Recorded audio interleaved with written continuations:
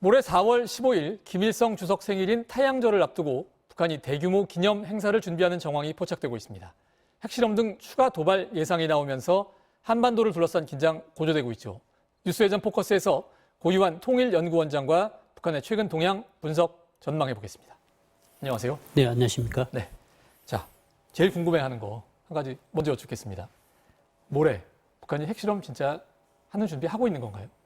네, 모레는 이른바 북한에서는 태양절이라고 하고 네. 김일성 생일이 있죠. 네. 그래서 올해는 이제 이른바 꺾어지는 해라고 해서 110주년을 맞는 중요한 이제 의미를 부여하는 날인데요. 그러니까 당일은 북한 스스로 민족 최대 명절이라고 규정하고 축제일로 정하고 있습니다. 네. 그렇기 때문에 당일 핵실험을 할 가능성은 높지 않다. 다만 이제 관련 행사를 할 겁니다. 예. 그 군사 프레이드를 하거나 어떤 행사를 할 가능성은 있는데 그건 뭐 준비되는 모습이 포착되고 있고요. 그렇지만 그 핵실험이나 장거리 미사일 시험 발사 같은 것은 그날은 아닐 거다 이렇게 봅니다. 그 이유는 이미 이 장거리 미사일 시험 발사와 관련해서는 화성 15형 그리고 17형 두 개를 그 발사를 해서 외부적으로는 다탄두를 장착할 수 있는 ICBM급 미사일 시험 발사에 성공했다고 하고 3월 24일 날 대내적으로 그 기념 영상을 이미 방영을 했습니다. 그 네. 얘기는 이미 성공했다고 발표를 했기 때문에 또 며칠 후에 한다는 것은 앞에서 했던 성공이 실패했다는 뜻을 내포하고 있기 때문에 그렇게 해석할 수 있겠네요. 네, 그렇기 네. 때문에 이미 이제 그런 이른바 전략 도발에 해당되는 여러 조치들은 그 태양절 행사를 앞두고 이미 했고 그리고 이제 그 민생과 관련해서는 평양의 송화거리라고 해서 그 5년간 그 1년에 10,000세대씩 그 주택을 짓고 있는데 그 완성한 모습을 지난 11일 날 그 김정은 위원장이 가서 축하 테이프를 끊고 준공식을 했습니다. 그래서 군사적으로 보여줄 수 있는 그 대륙간 탄도미사일 시험과 관련되는 장면과 또 민생과 관련되는 부분에서 주택 건설 그 관련되는 장면을 보여줬고 4월 15일 당일은 아마 축제 형태로 그렇게 이제 리더십을 강화하기 위한 여러 행사들을 할 가능성이 있는데 도발 가능성은 높지 않다. 그 예를 들어서 이제 과거 전례로 비춰보면 잠시만요. 지금 장관 후보자와 인수위에서 2차 내각 인선 대통령실 발표가 있는 것 같은데 자, 발표장에서는 질의응답이 지금 시작이 된 것 같고요. 자, 지금까지 윤석열 대통령 당선인의 2차 내각 인선 내용 들으셨는데 이 내용은 좀 뒤에 정치 맞수다에서 의미를 좀 짚어보도록 하겠습니다. 다시 전에 얘기로 이제 돌아가 보죠. 예, 지금 말씀하신 게 ICBM 실험 이거는 다시 하지 않을 것 같다는 그런 말씀이신 거죠? 네, 그 며칠 전에 했기 때문에 예. 지금 그 4월 15일은 아닐 것이라는 거고요. 네. 김정은 시대 와서 관련해서 여러 시험이 있었는데 그것은 그 이전 시대와는 달리 이 첨단 무기 개발과 관련해서 해당 부서나 일꾼들이 성공했다 개발이 그러면 바로 실험하는 그런 패턴이 있었기 때문에 뭐 언제 실험을 해도 이상하지는 않을 겁니다만은 지금 시점에서는 아닐 것이다 이런 생각이 들고요. 과거 이제 전례로 보면 2012년 4월 13일 날 광명성 3호 1호기죠. 그 인공위성 시험 발사가 있긴 했었는데요. 그 인공위성을 가장한 뭐 대륙간 탄도미사일이라고 했었는데 뭐 어쨌든 저 김일성 생일 100주년을 맞는 기념 사업으로 이미 오래전부터 계획된 그런 인공위성 발사였었습니다. 그렇기 때문에 그런 경우를 제외하고 그 생일 당일날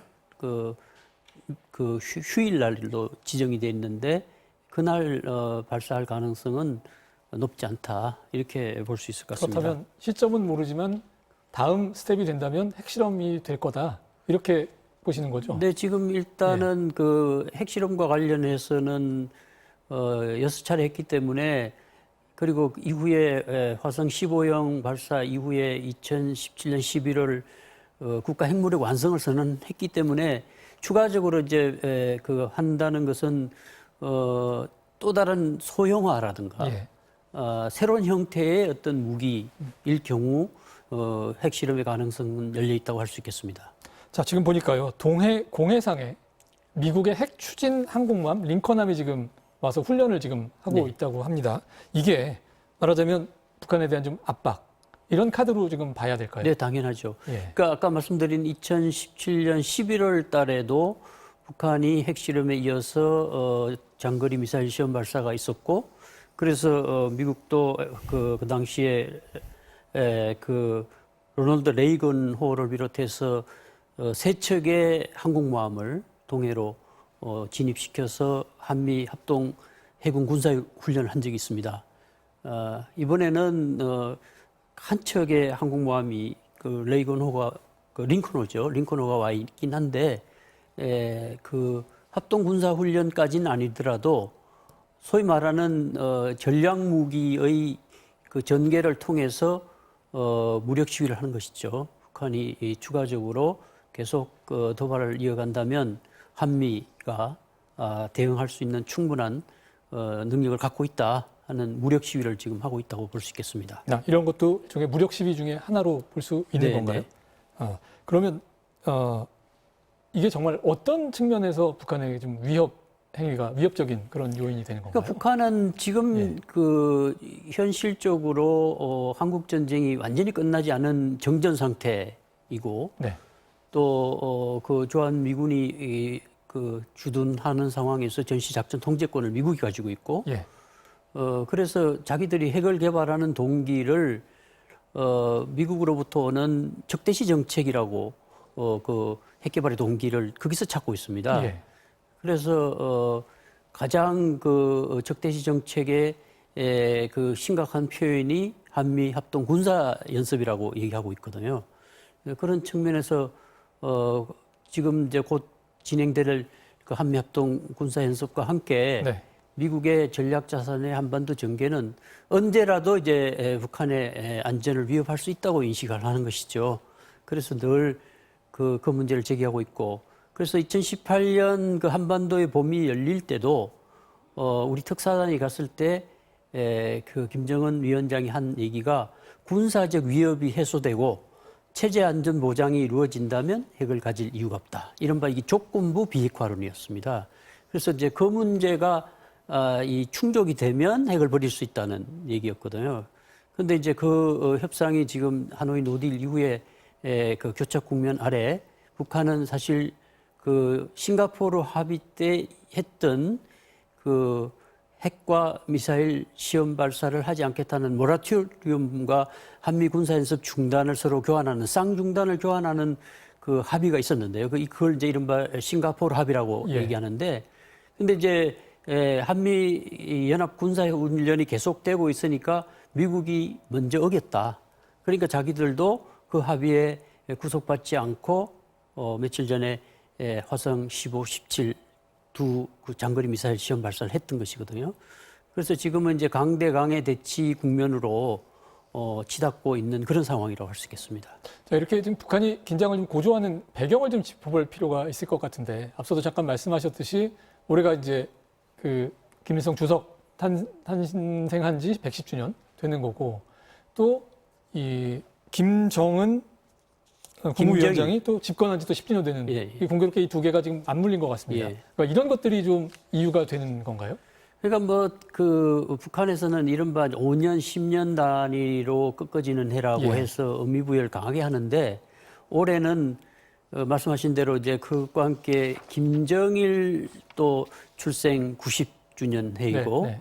또 4월 25일이 그 조선인민군이 이제 항일 무장투쟁할 때 창건된 90주년입니다. 그래서 여러 개 이제 그 중요한 의미가 있는 그런 해들이 이제 겹치고 있는데요. 뭐 그걸 떠나서 그 하노이 노딜 이후에 북한과 미국 사이에 그 관계를 그 제재대 자력갱생의 장기전이라고 하면서 지난해 이제 그 8차 당대회를 계기로 이 첨단 무기 개발 5개년 계획을 수립을 했습니다. 이 국방 발전과 첨단 무기 체계를 이제 그 개발하는 그런 이제 계획을 세워놓고 할 수 있는 모든 것, 그 예를 들면 이제 ICBM, SLBM이라고 해서 잠수함에서 발사하는 것, 극초음속 관련 무기, 또 전략 핵무기, 그리고 뭐 그 다양한 형태의 새로운 무기들을 이제 그 계속해서 개발하겠다. 네, 지금까지 장관 후보자들 그 기자회견 발언 듣고 있었는데요. 자, 원래 얘기로 좀 다시 돌아가 볼까요? 지금 그 북한이 지금 긴장을 지금 계속 고조하려고 하는 배경에 대해서 지금 짚어보고 있었는데, 최근에 그 북한 내부 상황은 어떻습니까? 그 코로나 봉쇄 이후에 경제가 좀 많이 안 좋아졌다 하는 그런 얘기들이 있었는데 이게 좀 호전이 되고 있는 상황인가요? 경제가 호전될 수가 없겠죠. 이른바 이제 성곽도시처럼 외부 세계와 완전히 차단된 상황에서 자력갱생을 하고 있습니다. 네. 그래서 최소한의 먹는 문제, 농업을 중시하면서 내부 자원을 총동원해서 이 민생활과 관련되는 생필품 같은 것을 공급하면서 건건히 버텨내기를 하고 있는데요. 그동안 이제 그 제재 아래서도 북중 간의 교역이라든가 뭐 밀무역 이런 것으로 어느 정도 버텨냈는데 그 코로나 이후에는 스스로 또 셀프 봉쇄를 하고 있는 상황입니다. 그래서 내부적으로 매우 어렵긴 한데 그러나 그 90년대 중반처럼 굶어 죽을 정도의 그런 상황은 아니다. 이미 그런 경험을 했기 때문에 나름대로 내적 동력을 총동원해서 버텨낼 수 있는 정도는 되고 있다. 그래서 지금 내부적으로는 사회주의의 전면적 발전이라는 큰 슬로건을 내걸고 전 인민들을 총동원하면서 사상교육 또 이런 부분에서 여러 단위의 회의체들을 소집해서 기초 그 총비서를 비롯해서 당의 여러 조직들과 또 사상교양 관련 조직들 이런 것을 그 전체 회의를 소집하고 내부적인 이제 단속을 강화하고 있긴 한데 그러나 이제 그동안 진행돼 왔던 그 시장화 밑으로부터의 변화 이런 부분에서 요구 위로 올라오는 그런 변화의 요구도 상당히 있긴 한데 그러나 어쨌든 지금 그 강력한 그런 사상 교육과 통제를 통해서 체제를 유지하는 데는 큰 문제가 없는 것 같습니다. 그런 경제가 좀 어려운 이런 부분과 지금 무기 개발을 계속 하고 있는 이 두 가지가 어떻게 연결이 돼 있다고 봐야 되나요? 그 부분이 이제 그 북한 스스로가 그 핵무력을 수령 체제를 유지할 수 있는 만능의 보금이다. 그러니까 외부에 아무리 제재 압박을 가하더라도 그 체제를 지킬 수 있는 핵과 미사일 능력을 고도화하면서 쌀독을 채워놓고 장기전을 펴겠다. 그래서 하노이 노딜 이후에 북미 관계를 이 장기전으로 두고 정면 돌파한다는 논리를 내세워놓고 자력갱생 체제로 들어가 있습니다. 근데 뭐 자력갱생으로 성공한 나라는 어디도 없는데 그러나 지금 이제 코로나라는 상황 때문에 어쩔 수 없이 이제 그 내부적으로 다시 그 문을 닫아 매고 우선 좀 버텨보겠다 그런 입장인 것 같습니다. 자, 그럼 우리 대응과 관련한 얘기를 안 할 수가 없을 텐데요. 지금 조금 전에 그 권영세 통일부 장관 후보자 얘기 있었잖아요. 합리적이고 실용적이고 원칙적인 약간 스스로도 말했듯이 형용 모순적인 그런 입장을 지금 갖고 있는데 이게 그만큼 지금 상황이 복잡하고 어렵다 이런 그 스스로 읽히는데요. 네. 일단 지금 짜여진 진용에 대해서는 어떤 메시지가 담겨 있다고 볼 수 있을까요? 뭐 일단은 그 외교와 통일 부분에서 사선 국회의원을 택했고 예. 또 그 책임 정치를 구현한다는 의미도 있고 또 당선인과의 관계 등을 고려할 때 지금 외교적인 현안과 남북 현안이 그 실세 그런 강한 그런 능력을 갖춘 분들을 그 등용해서 풀어나가겠다는 의지의 표시라고 볼 수 있을 것 같습니다. 예. 그래서 이제 북한에 주는 메시지도 있을 거라고 봅니다. 남북 대화가 좀 환경이 바뀌었다 이런 지적을 하시는 분들이 있는데 지금 뭐 예. 그 남북 관계는 원칙에 입각한 일관성을 가지겠다는 입장을 지금 이제 새 정부가 견지할 것 같은데요. 네. 그러나 이제 북한을 보는 관점에서 보면 달라진 김정은 시대 북한. 네. 무엇보다도 이제 그 핵무력을 갖추고 우리 국가 제일주의를 표방하면서 한반도에 사실상 두 개의 국가를 지향하는 그런 그 정권입니다. 그러니까 과거에는 우리 민족끼리라 해서 민족 내부 간 교역이라든가 교류 협력을 강조했었는데 김정은 시대 와서는 그런 부분에서 이미 몇 가지 확인된 부분이 있죠. 우리가 그 식량을 5만 톤 지원하기로 했었는데 받지 않겠다. 예. 그리고 지금 금강산 관광지구 관련 시설들을 철거하고 있고 예. 그 밖에 연락사무소가 있었던 개성공단도 폭파했지 않았습니까? 그 연락사무소를. 그렇게 볼 때 이제는 남북 관계를 국가 대 국가 관계로 보겠다 하는 의지가 강한 것 같아요. 그래서 그동안 이제 그 평화 우선의 한반도 정책을 펼쳐왔는데 지금 이제 새 정부는 힘을 통한 평화.